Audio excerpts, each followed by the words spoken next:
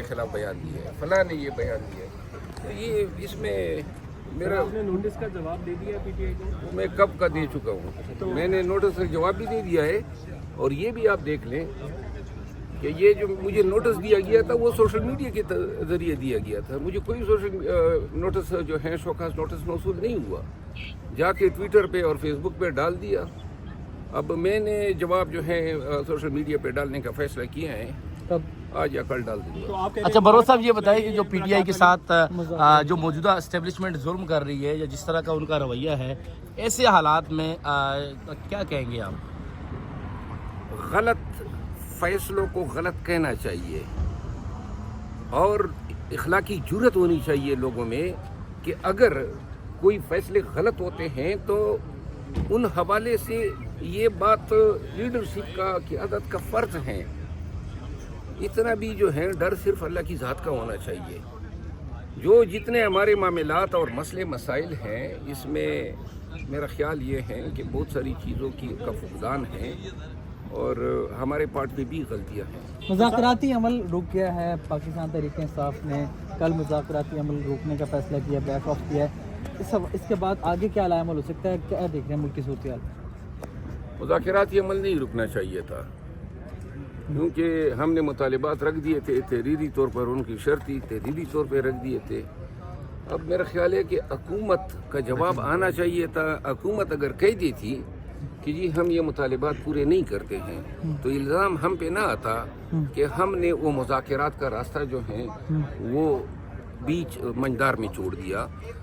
میرا خیال نہیں ہے کہ خان صاحب نے مذاکرات مکمل طور پہ ختم کیے۔ انہوں نے اس امید کا اظہار کیا ہے کہ اگر یہ کمیشن بناتے ہیں تو مذاکرات چلیں گے۔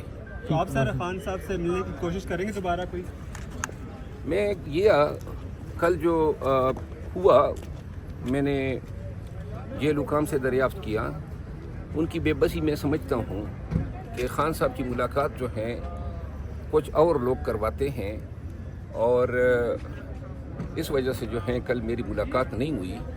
باقی جو باتیں میڈیا پہ چل رہی ہے، میں ایک دفعہ پھر ریپیٹ کرتا ہوں کہ اگر خان صاحب ریموٹلی بھی اس طرح بات مجھے سامنے کہہ دے، سراسر غلط ہیں، بے بنیاد لغو باتیں ہیں، لیکن اگر کہہ دیں گے تو میں ایسا شخص نہیں ہوں کہ جہاں پہ دتکارا جاؤں وہاں میں پیچھے پیچھے۔ تو آپ کو نہیں روکا، آپ کہہ رہے ہیں؟ نہیں، جیل میں آنے سے کسی نے نہیں روکا، لیکن جن لوگوں نے اجازت دینی ہوتی ہے انہوں نے۔ آج دیکھیں، آپ کو علم ہوگا، میں آج سے کوئی 10-15 دن پہلے بھی گیا تھا، اس وقت بھی خان نے تو نہیں روکا تھا، اس وقت بھی مجھے ملاقات نہیں دی گئی، جبکہ 50 لگ بھگ وکلا گئے، اور آج پھر وہی میرے ساتھ ریپیٹ ہوا۔ تو لہٰذا یہ بات اس وقت کیوں نہیں کہی گئی جو آج کہی جا رہی ہے؟ یہ خبریں کون چلواتا ہے سر؟ آپ کہہ رہے ہیں غلط خبریں۔